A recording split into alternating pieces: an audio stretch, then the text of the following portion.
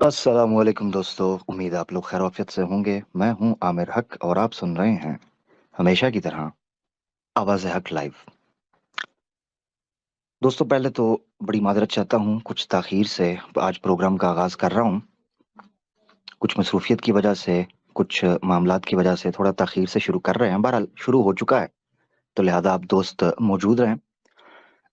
थोड़ी ही देर में लिंक जो है मैं पब्लिक कर दूंगा ताकि आप लोगों से ज़्यादा बात हो सके, मगर उसका कुछ पैटर्न मैं बता दूंगा। मगर इससे पहले कुछ एक न्यूज़ पे बात कर लेते हैं।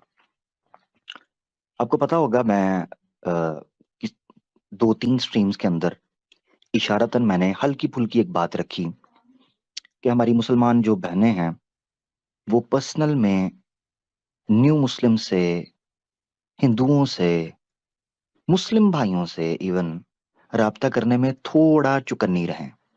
इसी तरीके से मुसलमान दोस्तों को कहा था कि आप लोग भी राब्ता करने में थोड़ा सा चुकन्ना एहतियात करें। उसके पीछे वजह थी कोई। अब बहुत सी चीजें ऐसी होती हैं जो मुआशरे में बुराई की शक्ल तो इख्तियार कर जाती हैं, मगर उनमें आप खुल के इसलिए नहीं बोल सकते हैं कि वो बातें जितनी दबी रहें उतना ज्यादा बेहतर होती हैं, क्योंकि वो कहीं हाशिए में, कहीं जेर bottom line, between the lines वो मामला चल रहे होते हैं। मगर जब वो मामला शिद्दत इख्तियार कर जाए और कुछ ऐसे केसेस पब्लिक में आ जाएं, तो फिर आपके लिए जरूरी हो जाता है कि आप वो बात थोड़ा सा और खुल के करें। हमारी कई मुस्लिम सिस्टर्स हैं, कई मुस्लिम भाई हैं। अल्लाह ताला ने उनको जज्बा दिया है, दीन का जज्बा उनके अंदर मौजूद है। अमर बिल मारूफ और नही अनिल मुनकर जो है, उनको जारी बात है हर एक के अंदर जज्बा है। उम्मत मुस्लिमा बिलखुसूस मोहम्मद सल्लल्लाहु अलैहि वसल्लम की तैयार करदा जो उम्मत है, उनके अंदर ये जज्बा, ये नफ्सियात, ये तबीयत, ये बिहेवियर, ये एक साइकोलॉजी बचपन से डेवलप हो जाती है कि हर मुसलमान दीन का दाई है, हर मुसलमान बहन दीन की दाइया है, और हर मुसलमान दीन की खिदमत करने के लिए हम वक्त तैयार रहने की कोशिश करता रहता है। अमली तौर पर कमजोर ही क्यों ना हो, इल्मी तौर पर हल्का ही क्यों ना हो, अपनी निजी जिंदगी के अंदर कितना ही खताकार क्यों ना हो, मगर एक जज्बा, एक शम्मा टिमटिमाती रहती है उसके अंदर, जो उसको अमर बिल मारूफ व नही अनिल मुनकर के हवाले किए रखती है। इसमें कुछ इस्लामी तालीमात भी हमें फराहम होती हैं, मगर इसमें हमारा माहौल भी, हमारे बड़े भी, हमारे उलमा भी किरदार अदा करते हैं। उसकी वजह ये बन जाती है कि हम लोग इस नफ्सियात के साथ फिर बड़े होते हैं और यही काम करना चाहते हैं। एक चीज, दूसरी चीज ये है कि किसी को इस्लाम की दावत देना और उस दावत के नतीजे में उस शख्स का इस्लाम में आ जाना, उसका अजर इतना बड़ा है इस्लाम में और अल्लाह की नज़र में और मोहम्मद रसूलुल्लाह सल्लल्लाहु अलैहि वसल्लम की तालीमात में, कि हम लोग हर बंदा एक इस हिरस में, एक लालच में होता है। और अल्लाह के रसूल पाक सल्लल्लाहु अलैहि वसल्लम का एक सिफाती नाम हरीसुन अलैकुम, बाद औज़ु बिल्लाहि मिनश शैतानिर रजीम, हरीसुन अलैकुम बिल मुमिनीना रऊफुर रहीम, कि नबी पाक सल्लल्लाहु अलैहि वसल्लम हिरस रखते थे, हरीस थे इस चीज के ऊपर कि ज्यादा से ज्यादा लोग इस्लाम में आ जाएं। तो यकीनन हमारे नबी से ये चाहत, ये नफ्सियात, ये एक उल्फत और एक ये तमन्ना और एक जुस्तजू हमारे अंदर मुंतकिल हुई है। ये बड़ी बदीही सी बात है, बड़ी सीधी सी बात है। मगर जब कम इल्म की वजह से, या खुद कम मुताला की वजह से, या मुशावरत की, या कम्युनिटी की, या ग्रुप की, या टीम की, या कलेक्टिव अप्रोच की आदत न रहे, और मुसलमान इंडिविजुअली इनफरादी तौर पर दावत का परचम उठाकर चलना शुरू कर दें, तो उसमें फिर कुछ प्रोज भी हैं, कॉन्स भी हैं, उसके कुछ डिसएडवांटेजेस भी हैं, उसके कुछ नुकसानात भी हैं।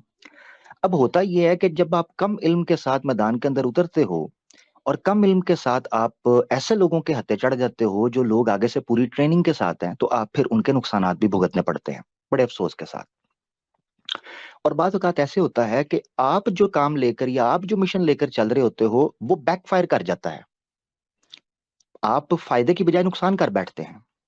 इसी तरह का एक वाकया बांग्लादेश के अंदर अभी रिसेंटली खबर उड़ रही है, उठ रही है, उसकी तस्दीक होना बाकी है, मगर वो खबर सोशल मीडिया पर ग्रुप्स के अंदर गर्दिश कर रही है। एक बांग्लादेशी हिंदू ने एक मुस्लिम लड़की के साथ यारी दोस्ती की, उसको एक जगह पर बुलाया, उसका रेप किया, उस रेप की वीडियो बनाई और सोशल मीडिया के ऊपर चढ़ा दी। और न सिर्फ ये कि वो खुद रेप किया और उसकी वीडियो चढ़ाई, بلکہ اس کے اوپر وہ لوگوں کو پرووک کر رہا ہے، انسسٹ کر رہا ہے، انکریج کر رہا ہے، ایڈریس کر رہا ہے، پروپیگیٹ کر رہا ہے، پریپیئر کر رہا ہے، برین واش کر رہا ہے کہ ہندو سارے کے سارے اس کام کے اندر جت جائیں، مسلم مہیلاؤں کو پھنسائیں اور اس کے بعد ان کو ایک خاص جگہ پر اعتماد کے بعد بلائیں اور ان کا ریپ کریں یا ان کے ساتھ سیکشل ڈیزائر پوری کریں، اس کی ویڈیو بنائیں اور یہ کام کریں۔ اب معاملہ یہاں تک پہنچ چکا ہے۔ میں مسلمان بہنوں کو کہتا ہوں، آپ نے کبھی اس جھکے ہوئے مرد کا سر دیکھا ہے جو کبھی بڑے فخر سے چلتا ہوتا ہے، مگر اس کے گھر کی بہنیں، مائیں، بیٹیاں جو اس کی عزت اور اس کی ریڑھ کی ہڈی ہوتی ہیں، انسان کے جسم کی ریڑھ کی ہڈی اگر کمزور ہو جائے یا ٹوٹ جائے، باقی ہاتھ پاؤں دماغ ٹانگیں سارا جسم ٹھیک ہوتا ہے مگر کھڑا نہیں ہو سکتا انسان۔ کچھ یہی عالم مسلمان مردوں کا ہوتا ہے جب ہماری مسلمان بہنیں خود اپنے ہاتھ سے اپنی عزت کو اتار کر ان ہندو درندوں اور ان غیر مسلم وحشیوں کے ہاتھوں میں پکڑا دیتی ہیں۔ سٹارٹ تو یوں لیا جاتا ہے کہ جیسے وہ دین کی دعوت کا کام کرنا چاہ رہی ہیں، ان کو بظاہر یہ لگتا ہے کہ یہ ہندو ان کی دعوت کے اوپر گویا اسلام قبول کر لے گا، مگر بتدریج یعنی گریجولی ایونچولی ان کو پتا چلتا ہے کہ وہ ہندو ان کی محبت میں یا ان کو ٹریپ کرنے میں اسلام قبول کر رہا ہے، اس کا کوئی انٹرسٹ نہیں ہے کہ وہ نماز پڑھے گا یا اللہ کی وحدانیت کو سمجھے گا۔ کئی دفعہ دیکھا گیا ہے کہ مسلمان بہنیں بڑے شوق سے اس چیز کا اظہار کرتی ہیں کہ دیکھیں ہماری وجہ سے اس ہندو نے اسلام قبول کر لیا، مگر جب ڈیپ ڈگ ان سٹرکچر کو سمجھا جاتا ہے کہ دعوت کا انداز کیا تھا، تو آپ کو پتا چلتا ہے کہ وہ بندہ پوری پلاننگ کے ساتھ اس لڑکی کو ٹریپ کرنے کے لیے مشکل مشکل سوال پوچھتا ہے، اس لڑکی کے پاس نالج بھی نہیں ہے مگر پھر بھی ہاں میں ہاں ملا کر یہ کہتا چلا جاتا ہے کہ ہاں ہاں ہاں دیکھو تم نے مجھے دعوت دی، تم نے میری بات کا جواب دے دیا، یہ جواب تو بڑے بڑے مولانا، اسکالر، مفتی، ڈاکٹر، پی ایچ ڈی کے پاس بھی نہیں تھا، یہ جواب تو مجھے تم سے مل گیا، میری تو دنیا بدل گئی، ہائے ہائے ہائے کیا بات ہے، مجھے کلمہ بھی پڑھا دو۔ اب وہ بہن چہکتی ہوئی، مہکتی ہوئی اور اڑتی ہوئی، لہلہاتی ہوئی، جوش اور جذبے کے ساتھ، اللہ کی رضا کے ولولے کے ساتھ، اللہ کے رسول کی رضا کے ساتھ اور ان کے چہرے کے ساتھ اور ان کی شفاعت کی جستجو میں وہ پھولے نہیں سماتی، وہ ان کو کلمہ پڑھاتی ہے۔ اسی اسنا میں وہ کلمہ بھی پڑھتا ہے، بہن کو یقین ہو جاتا ہے، ایک علاقے کے ہوتے ہیں، جا کر ملتی ہے، کہانی ختم ہو جاتی ہے۔ اور اس کے بعد وہ بہن بیٹھ کر یہ سوچتی ہے کہ یہ میں نے کیا کیا، میں تو دین کی خدمت کرنا چاہ رہی تھی، میں تو اللہ کی طرف بلانا چاہ رہی تھی، میں تو اچھا کام کرنا چاہ رہی تھی، میں تو بڑا نیکی کا کام کر رہی تھی، میں تو داعیہ تھی، میں تو مبلغہ تھی، میں تو معلمہ تھی، میں تو مدرسہ تھی، میں تو مصلحہ تھی، میں تو عالمہ تھی، میں تو فاضلہ تھی، یہ کیا ہوا میرے ساتھ، یہ کیا چکر ہو گیا؟ یہ معاملہ بہت دفعہ دیکھنے میں آ رہا ہے۔ بظاہر ہندو اور مسلم میں محبت اور تعلق کی جو کشمکش ہے وہ اسی انٹرفیتھ ریلیجس کی سائیکالوجی سے کریٹ ہوتی ہے۔ آپ کو اپوزٹ سیکس کے اندر تو اٹریکشن ملتی ہے، مگر یہی اپوزٹ سیکس اگر اپوزٹ یا ایک ڈفرنٹ ریلیجن یا آئیڈیالوجی سے تعلق رکھتا ہو تو وہ اٹریکشن انٹینسیفائی ہو جاتی ہے، ملٹیپلائی ہو جاتی ہے، یہ ایک فطرتی سی بات ہے۔ اب معاملہ یہاں تک پہنچ چکا ہے کہ ہماری بہنوں کو پھر اس طریقے سے ان کی پکچرز منگوائی جاتی ہیں، ان کی ویڈیوز بنائی جاتی ہیں، ان کو ملا جاتا ہے ان چیزوں کی اور ان کو بلیک میل کیا جاتا ہے اور ان کے ذریعے سے دوسری بہنوں کو بھی ٹریپ کیا جاتا ہے۔ یہ پورا ایک پیٹرن دیکھنے میں آیا ہے۔ ایسی صورت میں ہماری مسلمان بہنوں کو پتہ نہیں ہے کہ وہ صرف اپنے آپ کو اس کسائی کے آگے نہیں چڑھا رہی یا اس درندے کے آگے پیش نہیں کر رہی، بلکہ اپنی کمیونٹی کی کئی بہنوں کو وہ مشکوک کر رہی ہیں اور ان کے دین کے کام کو بھی وہ نقصان پہنچا رہی ہیں۔ پھر جب مسلمان مرد حضرات اپنی بہنوں کی اس طرح اترتی ہوئی اور لٹتی ہوئی عزتوں کو دیکھ کر جب ان کو روکتے ہیں معاشرے میں نکلنے سے، اور یہی چیز پھر ان کی ایک نیگیٹو سائیکی ڈیولپ کرتی ہے کہ گویا اسلام میں عورت کے حقوق نہیں ہیں، ان کو روکا جاتا ہے کیونکہ وہ کھل کر کھیلنا چاہتی ہیں، مگر وہ یہ بھول جاتی ہیں کہ اس کھل کر کھیلنے کے چکر میں یا کھل کر نکلنے کے چکر میں نقصانات کیا کر بیٹھتی ہیں۔ اللہ کے رسول پاک صلی اللہ علیہ وسلم کو اللہ تعالیٰ نے مشاورت کی جو ایک حکمت اور ایک حکم کے ساتھ نوازا تھا، اس کے پس پردہ یہی سارا منہج تھا کہ مسلم معاشرے یکجان ہو کر اپنی اس جد و جہد اور اس کوشش کو جاری رکھیں، بجائے اس کے کہ فردن فردن وہ نکلیں۔ یہ کام تو جاری رہے گا، مگر اگر ٹیم کے ساتھ مل کر کیا جائے تو کافی حد تک مسئلے مسائل حل ہو سکتے ہیں۔ خیر، بنگلہ دیش کا یہ واقعہ ویڈیو بناتا ہے، وہ بندہ یہ معاملہ کرتا ہے۔ سوچنے کی بات یہ ہے کہ جتنا قصور اس ہندو کا ہے، کیا ہم اس بہن کو بلیم کر سکتے ہیں؟ کیا ہمیں وکٹم بلیم کرنا چاہیے؟ کیا ہمیں کسی جگہ پر بھی اس مسلم بہن کا یا اس مسلم بھائی کا قصور یا گناہ یا غلطی، اس تصور کو بھی لانا چاہیے ذہن میں؟ میرے خیال سے انسان کی عقل اور فطرت میں جو ایس او پیز کی ایک پوری کی پوری اسٹریٹجی ہے، ایک پیٹرن ہے جو ڈیولپڈ اور سویلائز سوسائٹی کے اندر امپلیمنٹ کیا جاتا ہے، کہ پرو ایکٹیو بیہیویئر ہونا، یہ سیفٹی پریکاشنز کرنا، جسے آسان جٹکا زبان میں احتیاطی تدابیر کہتے ہیں، یا سد باب اور سد ذرائع کہتے ہیں فقہ کی ٹرمنالوجی میں۔ اس کا مطلب کیا ہوتا ہے کہ ایسی چیزوں سے یا ایسے رستوں سے اجتناب کیا جائے جہاں پوٹینشل ہارم موجود ہے، یعنی بالقوہ آپ کو نقصان پہنچ سکتا ہے۔ اسی ٹیکنیک کی طرف اشارہ اللہ نے قرآن میں کیا تھا کہ لا تقربوا الزنا، زنا کے قریب مت جاؤ۔ قرآن کی 114 صورتوں میں کسی جگہ پر بھی زنا نہ کرو ایسا ذکر نہیں ملتا۔ قریب نہ جاؤ، اس ذکر سے آپ کو پتا چلتا ہے کہ اللہ سد ذرائع اور سد اسباب کو زیادہ ترجیح دیتے ہیں، کیونکہ گویا ان کو روکنے سے بڑی حد تک یہ جرائم رک سکتے ہیں۔ یہی وجہ ہے کہ سوسائٹی کے اندر جہاں پولیس موجود ہے، قانون یا عدل کرنے والے ادارے موجود ہیں، وہیں آپ کو وہ لوگ بھی ملتے ہیں جو کاؤنسلنگ کرتے ہیں، ایجوکیٹرز ہوتے ہیں، اویئرنیس کیمپینز کرتے ہیں۔ اگر عدالت یا قانون نافذ کرنے والے ادارے یا ڈپارٹمنٹس کافی ہوتے تو کبھی ویلفیئر یا سوشل ورک کرنے والی یہ سوسائٹیز جنم نہ لیتی۔ ان کے جنم لینے کے پیچھے مقصد یہ تھا کہ پوٹینشل کرائم سے یا پوٹینشل ہارم سے انسانوں کو روکا جا سکے۔ کچھ یہی وجہ ہے کہ آج میں یہ بات کر رہا ہوں آپ کے سامنے۔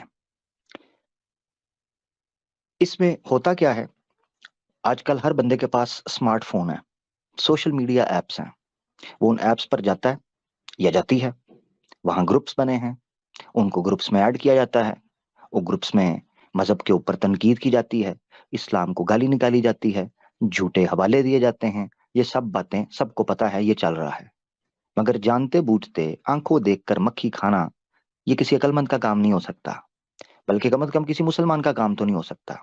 میرے آقا دو جہاں صلی اللہ علیہ وآلہ وسلم نے فرمایا مومن ایک سوراخ سے دو بار ڈسا نہیں جاتا۔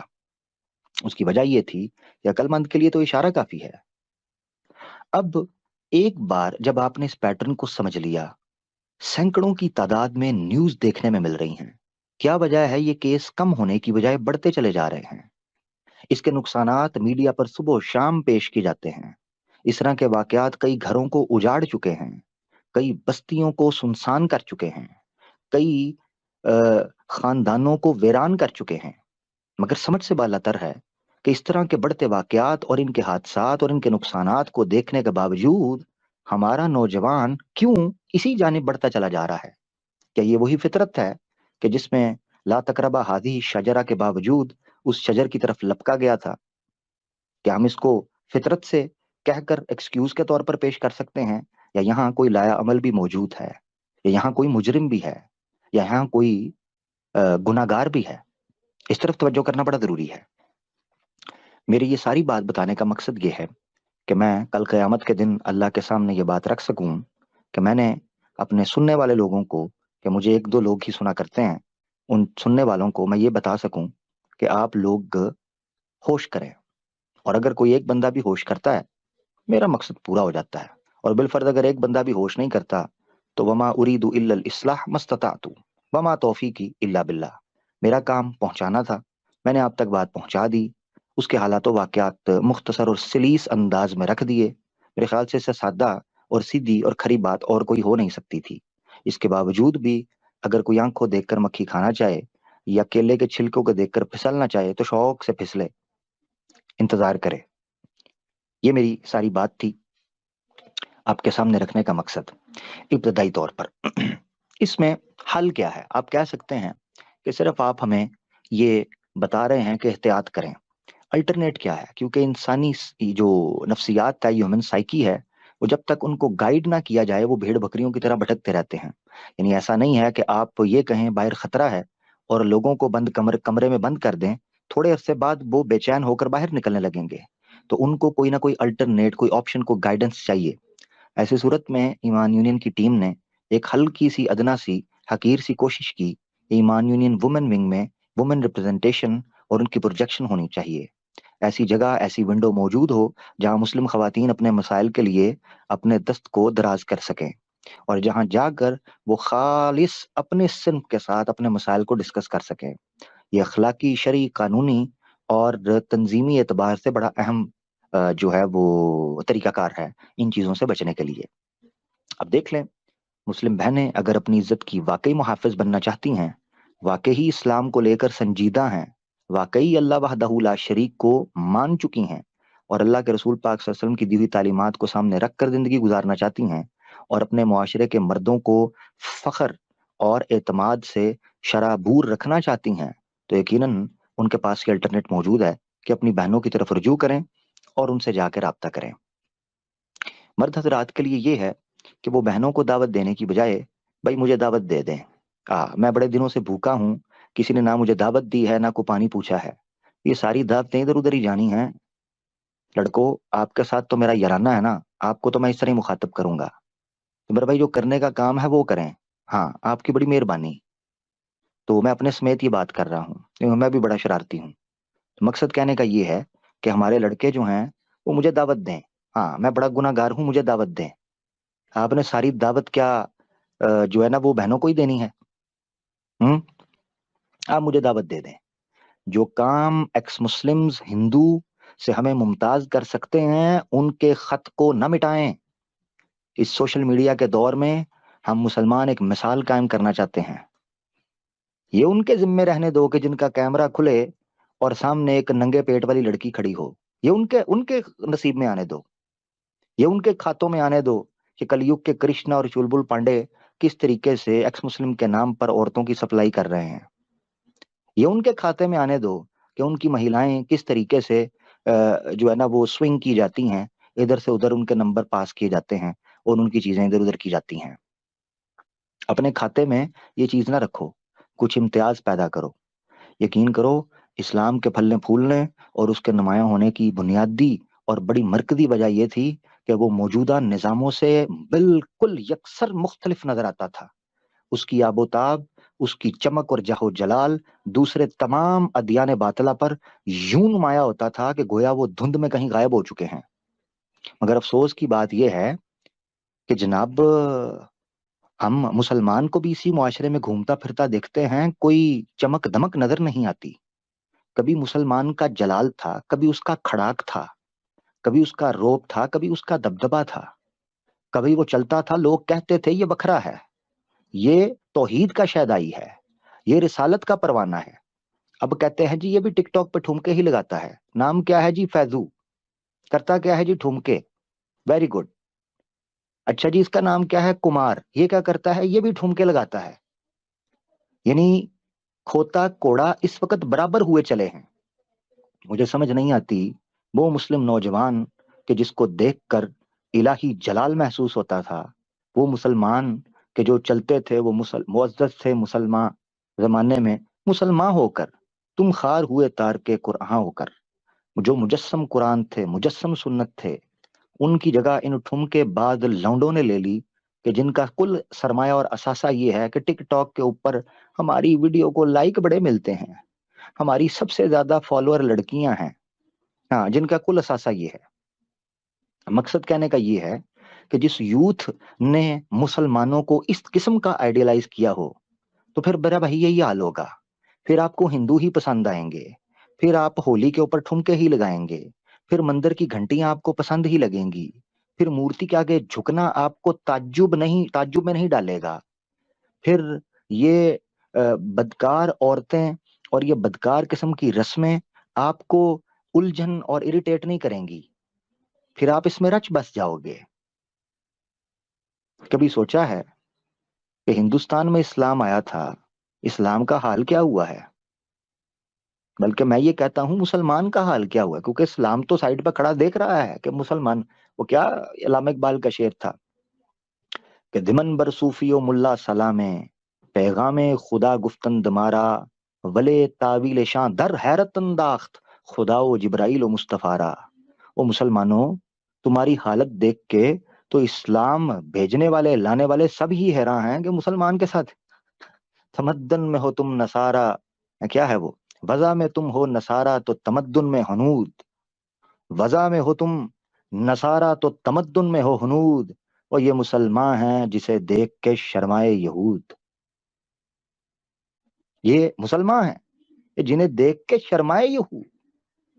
یہ حالت بن چکی ہے مسلم معاشروں کی، قطع نظر اس سے کہ وہ پاکستان ہو یا سرحد پار ہو، وہ بنگلہ دیش ہو یا نیپال ہو، وہ ایران ہو یا سعودیہ ہو، یہ بلد بلد، یہ کنٹری شنٹری تو یہ بات کی جاتے ہیں نا.